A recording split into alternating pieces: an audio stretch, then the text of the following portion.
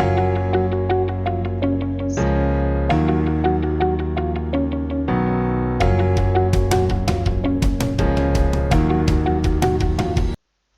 anak-anak, Assalamualaikum warahmatullahi wabarakatuh. Bagaimana kabarnya hari ini? Semoga kalian tetap sehat dan semangat. Kita akan belajar mata pelajaran IPA di kelas 7 ini bersama Bu Maya ya. Kita mulai dengan bab yang pertama di semester genap, yaitu organisasi kehidupan.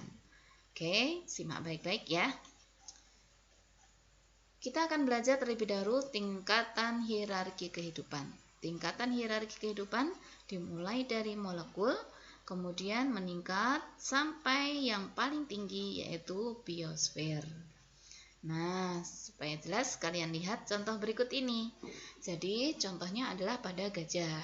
Nah, itu bermula dari sel, kemudian menjadi jaringan, dan seterusnya yang akhirnya menjadi organisme gajah yang berkumpul menjadi populasi, dan seterusnya dia akan berada di biosfer. Nah, ini ya. Jadi, tingkatan hierarki kehidupan seperti yang Maya contohkan ini. Nah, yang akan kita pelajari lebih detail itu adalah tentang sistem organisasi kehidupan yang dimulai dari sel, kemudian jaringan, organ, sistem organ tubuh, kemudian menjadi tubuh organisme.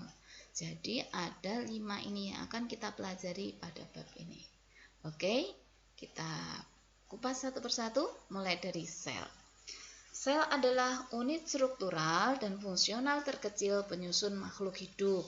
Nah, sel ini pada intinya ada 3 bagian penting. Yang pertama adalah inti sel atau yang disebut dengan nukleus, kemudian sitoplasma atau cairan sel, kemudian yang paling luar yang disebut dengan membran sel. Nah, kalau pada sel tumbuhan yang paling luar itu disebut dengan dinding sel. Nah, di dalam sitoplasma ini terdapat benda kecil. Nah, benda-benda kecil ini disebut dengan organel. Nah, jadi organel ini dia memiliki fungsi yang berbeda-beda. Nah, apa fungsi dari organel-organel yang ada di sini bisa kita pelajari pada tabel berikut ini. Nah, ini ya, tabel ini sekaligus kita bisa belajar tentang apa perbedaan dan persamaan dari sel tumbuhan dan sel hewan yang tadi Bu Maya tampilkan. Ya, mulai dari dinding sel. Hewan itu tidak memiliki dinding sel, tumbuhan memiliki. Nah, fungsinya membentuk dan melindungi isi sel. Nah, karena dia berada di paling luar. Nah, kita acak ya langsung misalnya pada ribosom. Nah, yang terakhir ini. Ribosom itu hewan maupun tumbuhan memiliki ribosom. Nah, fungsinya untuk membantu pembentukan protein, pengeluaran zat yang keluar dari sel dan seterusnya. Nah, ini jadi organel-organel kecil tadi yang ada di dalam sitoplasma bisa kita pelajari di tabel berikut ini.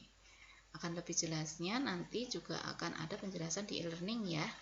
Oke, lanjut.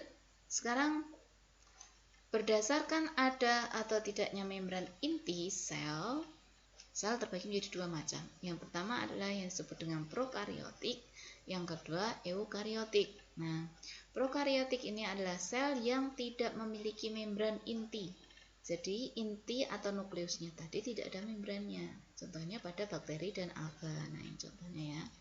Kemudian eukariotik itu sel yang memiliki membran inti. Nah, contohnya adalah pada sel hewan, sel tumbuhan gitu ya. Oke, kita lanjut belajar tentang jaringan. Nah, sel-sel tadi akan berkumpul mempunyai bentuk dan fungsi yang sama, akan membentuk sebuah jaringan.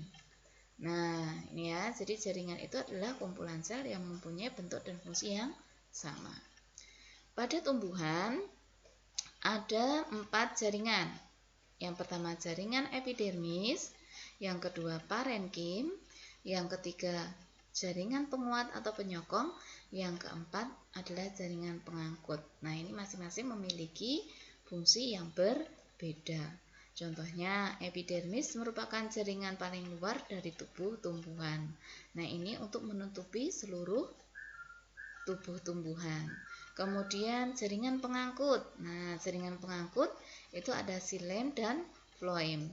Yang berfungsi, kalau xilem itu mengangkut air ya, yang berasal dari dalam tanah, kemudian dan unsur hara ke daun. Sedangkan floem mengangkut hasil fotosintesis dari daun ke seluruh tubuh. Oke, next. Nah, ini gambarnya ya anak-anak ya. Kalau misalnya diperbesar jaringan-jaringan itu bentuknya semacam ini. Nah, pada hewan jaringan ada 4 ya, jaringan epitelium, jaringan otot, jaringan saraf, dan jaringan penyokong. Nah, kalau epitelium ini sebagai pelindung tubuh organ. Nah, jadi dia berada di bagian luar. Jaringan otot, nah ini untuk bergerak ya, alat gerak aktif. Nah, kemudian ada jaringan penyokong. Jaringan penyokong ada jaringan tulang rawan, dan sebagainya. Nah, ini gambarnya ya, jika diperbesar. Nah, kemudian yang berikutnya organ. Organ adalah kumpulan dari beberapa jaringan yang bekerja sama dalam menjalankan tugas tertentu. Jadi organ-organ tadi berkumpul, jaringan-jaringan tadi berkumpul menjadi organ. Contohnya pada tumbuhan ada akar, kemudian ada batang, dan ada organ daun.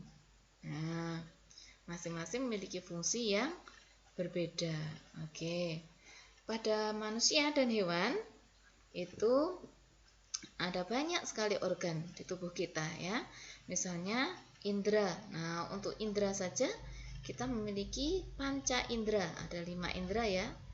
Nah, kemudian ada organ paru-paru ya di sini. Kemudian ada lambung, kemudian ada otak, dan seterusnya. Nah, kemudian organ-organ tersebut berkumpul membentuk yang disebut dengan sistem organ. Nah, sistem organ ini beberapa organ yang terangkai, kemudian memiliki fungsi tertentu. Nah, contohnya pada tumbuhan ada sistem organ fotosintesis, kemudian sistem transportasi. Nah, ini contohnya. Nah, contohnya sistem fotosintesis nih. Dia tersusun dari organ apa saja? Akar yang mengangkut air, kemudian akar menyerap, kemudian batang mengangkut, kemudian daun. Nah, daun di sini dia tempat berlangsungnya fotosintesis. Nah, pada hewan dan manusia ada sistem pencernaan, sistem peredaran darah, pernapasan, saraf, indera, hormon, dan sebagainya. Nah, ini di buku paket kalian sudah dijelaskan dengan sangat lengkap. Nah, contohnya ini Bu Maya ngasih contoh alat pernafasan pada manusia. Nah, namanya sistem pernafasan. Nah, mulai dari hidung, kemudian menuju ke faring atau tekak, kemudian laring atau pangkal tenggorokan, kemudian ada trakea atau batang tenggorokan, kemudian ada bronkus, kemudian bercabang lagi menjadi bronkiolus, dan akhirnya ke paru-paru. Nah, ini sistem organ pernapasan pada manusia. Yang lainnya bisa kalian lihat di buku ya. Oke, baiklah anak-anak, materi kita pada hari ini Bu Maya cukupkan sekian. Selamat belajar, semoga bisa bermanfaat. Bye-bye. Assalamualaikum warahmatullahi wabarakatuh.